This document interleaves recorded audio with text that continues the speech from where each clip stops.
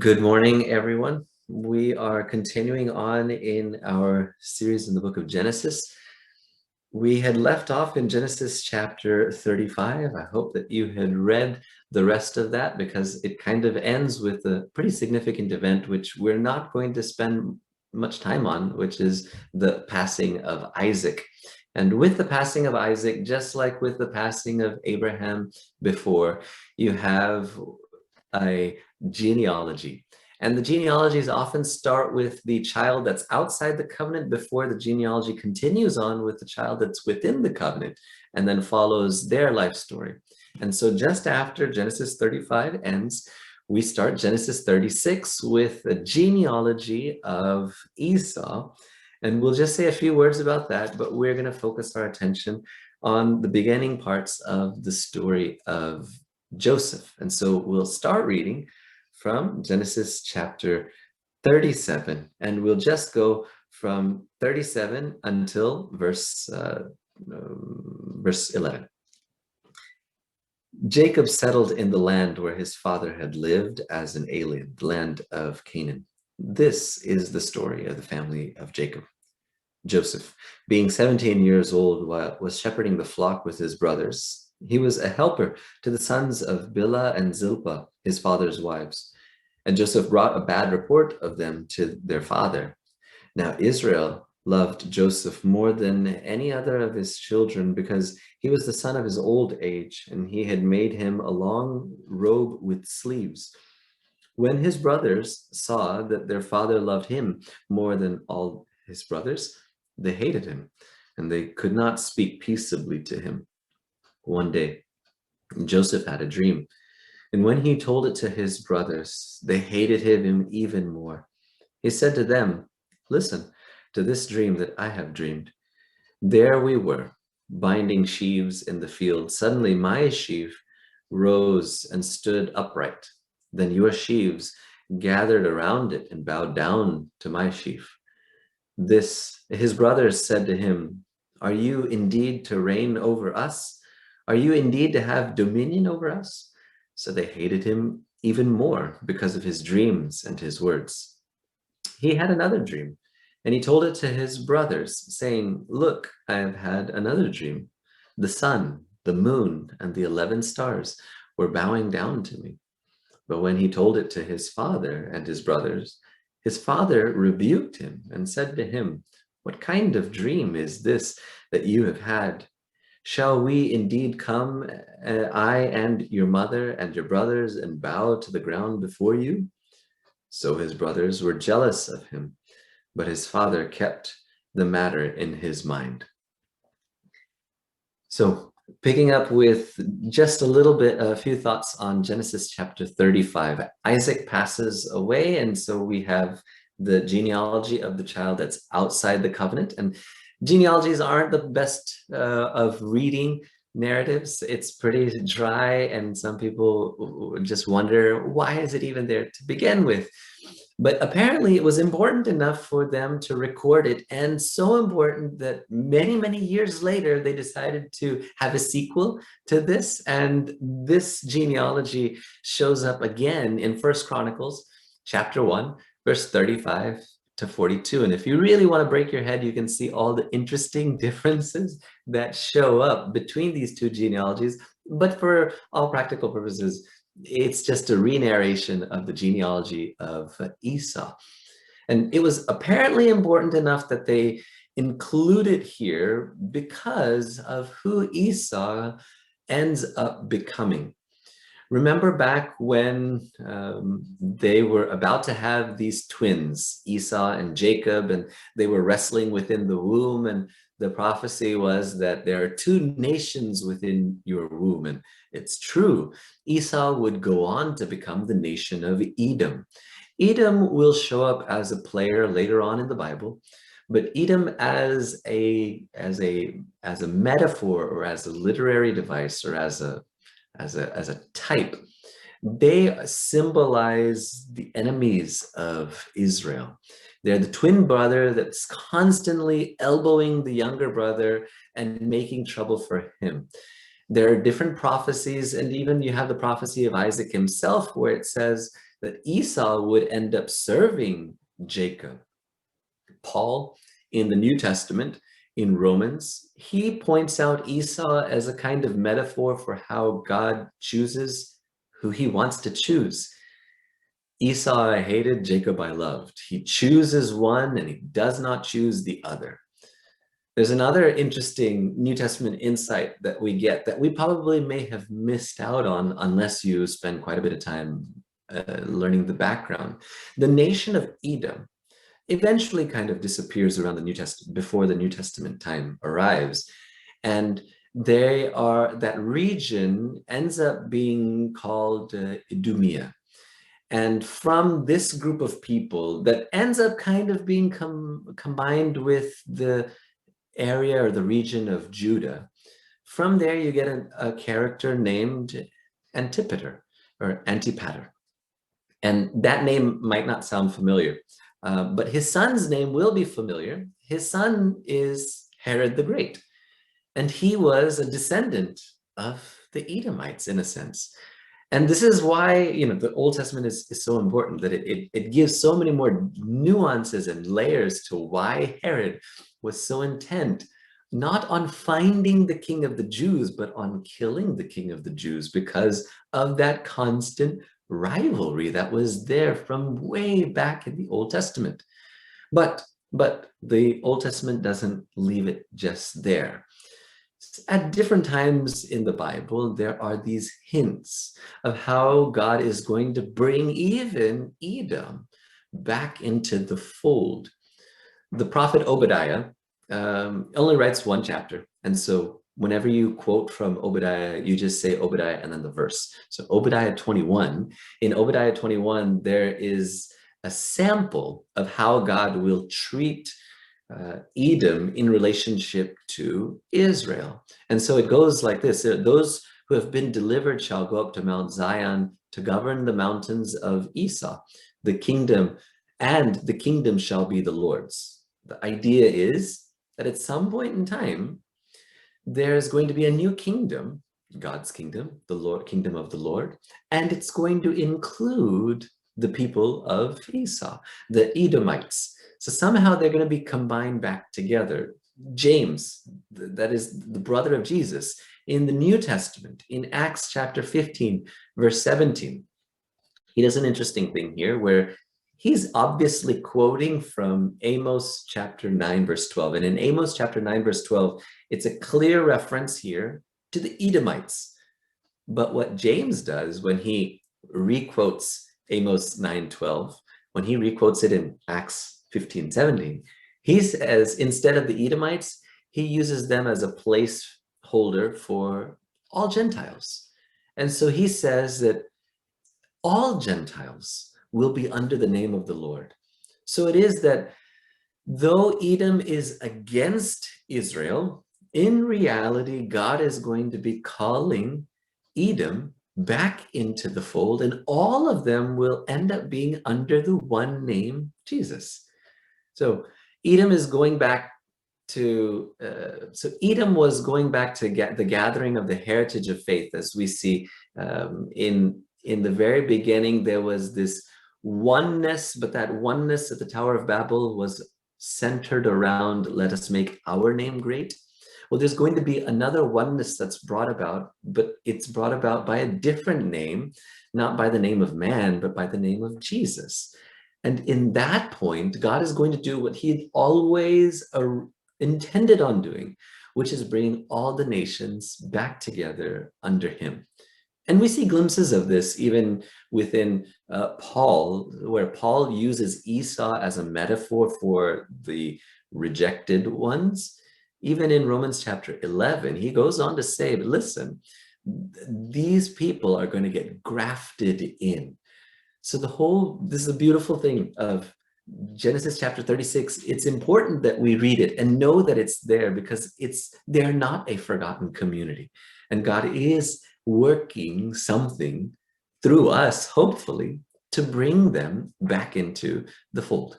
Okay, so let's move on to Genesis chapter 37. So what we're going to do today, because I realize that my time it has a certain time limit, my term here. And so I need to wrap up the rest of Genesis in just a few Sundays. Today, we're going to look at Joseph as an overarching character. And we're going to notice how he really stands out.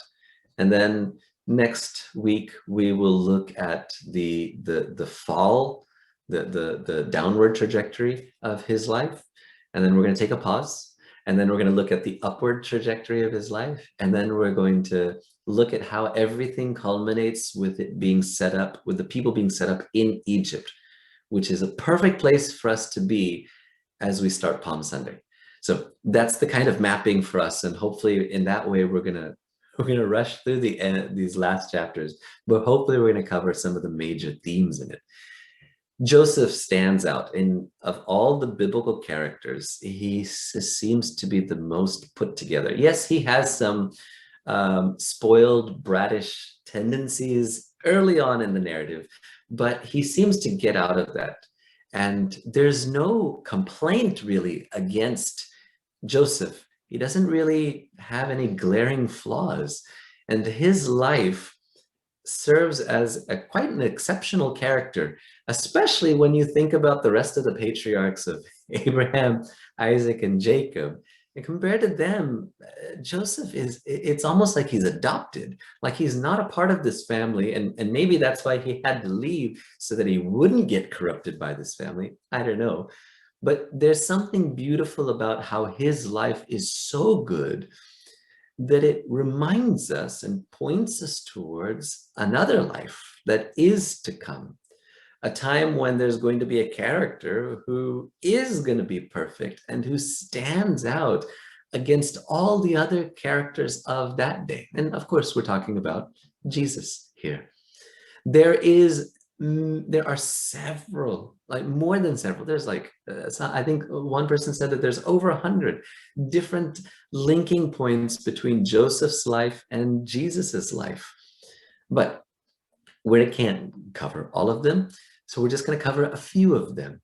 And we're going to show how Joseph's life links to Jesus's life, but then also within this own narrative, how he connects us from the promise of being in Canaan to where we find ourselves in Exodus chapter 1, which is they're enslaved in another land. He is going to make that connection, because without Joseph, we would just start the story of the Exodus completely confused and lost as to how we got here. And we might think that we got here because of some problem, but that's not the case. Because Joseph's story tells us that our ending up at that situation is all still, this is a shout out to all of our morning Bible study members. This is to show God's sovereignty in how he is orchestrating exactly where he wanted them to be in order to show them the love and the capacity for love that he has for them. So Joseph was the beloved son. He was loved by his father, and therefore he was hated by his brothers. This was a problem that Joseph himself had, because he was loved by his mother and Esau was loved by his father. But for some reason, they just continue these same bad habits. And Jacob picks Joseph to be his favorite. And he gives him this coat.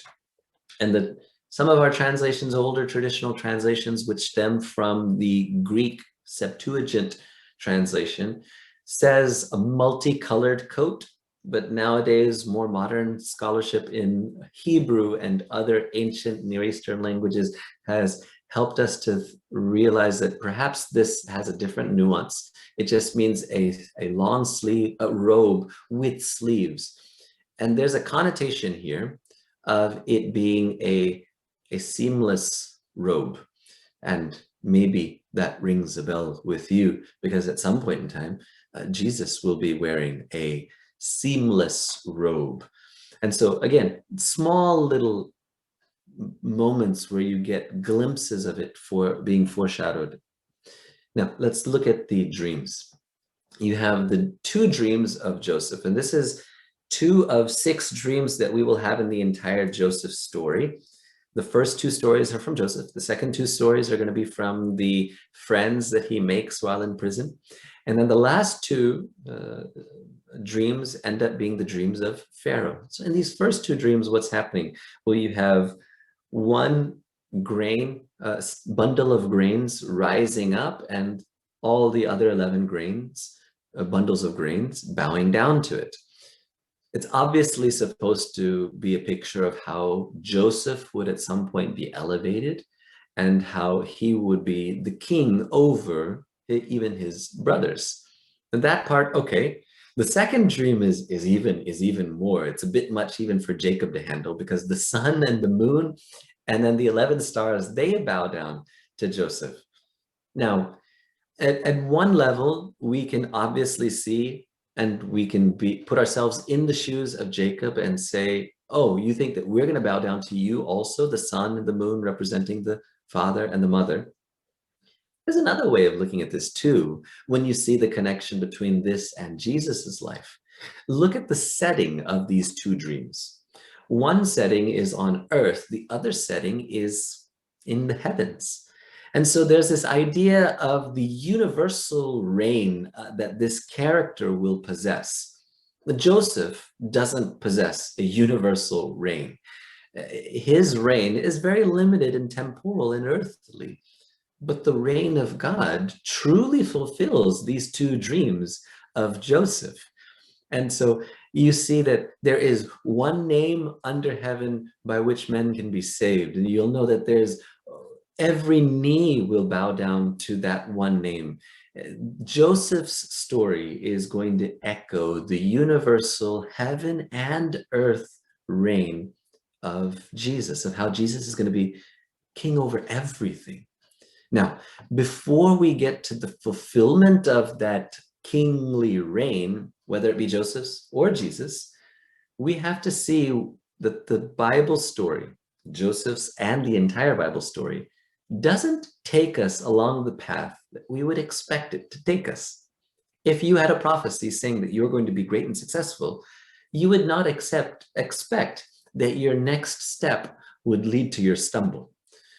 But this is exactly what the Bible portrays to us.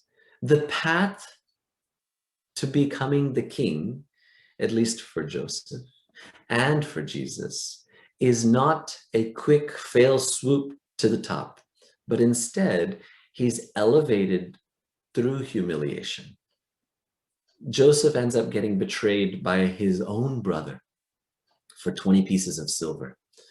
If you adjust for inflation, I don't think Jesus got much of a better rate there. He was sold for 30 pieces of silver by his person who was right next to him. It wasn't enough to just get rid of Joseph. It's that they had to profit off of getting rid of him. And there is this cruelness beyond comprehension that you find in those closest to him. Judah was the one who came up with the brilliant idea of selling him. Judah was the one who would betray his brother Joseph. And how beautifully ironic and how graceful it is that God would take Judah as the chosen line from whom Jesus would come from. Jesus would come from the very line that thought that the best way of dealing with people that you don't like was by betraying them over to a life of suffering. The path of reconciliation and exaltation and restoration for both of these characters, for Joseph and for Jesus, it comes via death. Now here in Joseph's story, it's a perceived death. Jacob believes that he has lost his son. And for all practical purposes, his son is dead. To him, at least, he is dead. He is gone. And for Jesus, though, it was the real thing. Jesus did actually die. It's not that these Muslim scholars are true when they say that Jesus didn't actually die on the cross and somehow he escaped and went on his way. There are other different theories out there that try to disprove that Jesus died, but no, it was a historical reality.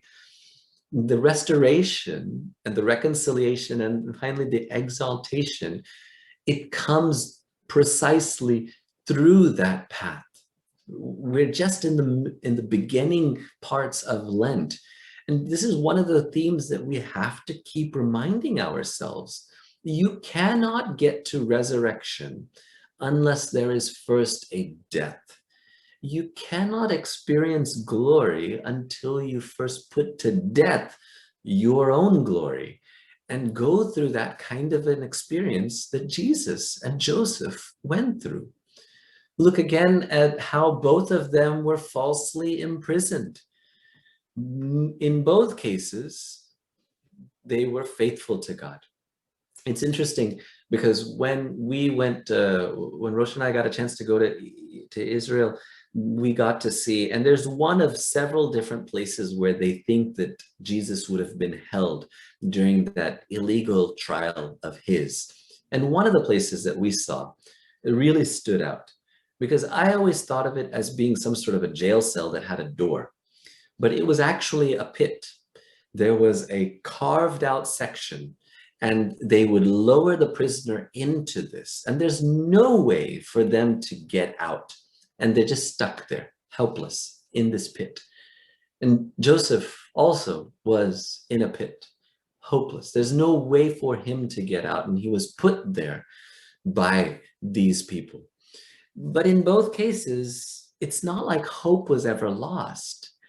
Even when in Joseph's case, his two friends that he ends up making while in prison, later on, at least in prison, they end up forgetting all about him. And you see how Jesus, when he was imprisoned falsely, everyone abandoned him. There's only a brief mention about how John came somewhere close by, but you can only just get that by an indirect reference. And John was the only one there at the cross, but even Jesus himself said, when you strike the shepherd, the sheep will scatter. And there's the same kind of shared solidarity of being alone, being abandoned by everyone. Look at how when they are restored, or on the path to restoration, you could say, depending on what angle you look at it from, how they faced their accusers. When Joseph had the opportunity to administer strict and fair justice, instead, when he sees his brothers, he's overwhelmed and he desires to show them grace and mercy, forgiving his brothers rather than punishing them. His service is very similar to how Jesus on the cross had every right to call down all the angels and destroy everyone there. He could have gotten down from the cross if he wanted to, but he stayed there. And he, from the cross, ends up saying, Father, forgive them. That kind of a sense of showing grace, it's not something you find very often in the Bible or in real life. You look at the attitude that Joseph, or the results of Joseph's actions. Joseph's service not only blessed his family, the family of Jacob, but it ends up ultimately, because of his wise planning, it ends up blessing all the nations who are able to come to Egypt and get grain. They're able to get bread to eat because of what he has done for them. And same thing with Jesus. What he does isn't just for the disciples, it's for the whole world. For God so loved the world that he gave his only begotten Son. And that when he does what he does and gives himself as the bread of life, it's for all the nations to come and to partake. When we are spiritually without any food, when we are dying on the inside, we realize that there is this storehouse of nourishment that is just opening for us. All we have to do is come and see. And then, of course, there's how Joseph treats the thief and how Jesus treats the thief. Both end up welcoming this thief into their kingdom, whether it be Benjamin or whether it be the thief on the cross. There's so many more similarities between Joseph and Jesus. One more I'll say, which is the whole idea, again, of the intertwining nature of the sovereignty of God and human choice. Joseph says to his brothers, you meant it for evil, but God meant it for good. The same can be said for the very cross itself. Those who were in charge, they meant it for evil. They meant it for his destruction. But God used it for the glory of his name and for the benefit of the world. Now, having made all of these different connections, we would still be missing a big chunk of the point if we left it there. Because Joseph isn't supposed to be just an analogy of Jesus. He's supposed to be an analogy of the church, of us. He's supposed to remind each and every one of us of what we ought to be doing when we are betrayed, when we are at our lowest point, when we feel just like the psalmists have said time and time again, when I am in the pit, you rescued me out, you lifted me up. This whole idea of trusting in God despite how the situation looks, no matter if it's the pandemic, no matter if we're far away from our loved ones, no matter what the diagnosis is, no matter what the uncertainty of what we need to do next in life is, God has it all in his hands. He showed it in the life of Joseph. He showed it in the life of Jesus. And he's showing it to us through the ways in our own lives, as long as we stay obedient to him. There may be times like in Joseph's life where we may stray by temptations that are set before us. But when we hold on to what is right and when we perhaps suffer for it, God will be true to us still. The story of Joseph, it's not just the story of Jesus. It should be our story. It should be your story and my story. To understand that God is going to take us down these difficult paths in life because that's what he told us he will do. Jesus said that this path is a narrow path and few will go down it. Jesus told us that when you follow me, that people will hate you because of your Father, because he loves you. This is our story. And the struggles we face, though it hurts us and though it may knock us over for a time, knowing that you can look at Joseph's life and see his restoration, knowing that you could look at Jesus's life and see his resurrection, helps us to know that we too have an immense storehouse of hope that is just set before us. So I pray that in the times to come, no matter what it is that we are wrestling with, that we can see our own story perhaps being written out for us in these chapters in the story of Joseph. And if we can be obedient to God, we too can experience the same kinds of blessings and restorations, and ultimately we will be able to bring the nations to God. So may the good Lord strengthen us and guide us so that we too would be co-partners with Christ, the true King, in bringing glory to our Heavenly Father above. Amen.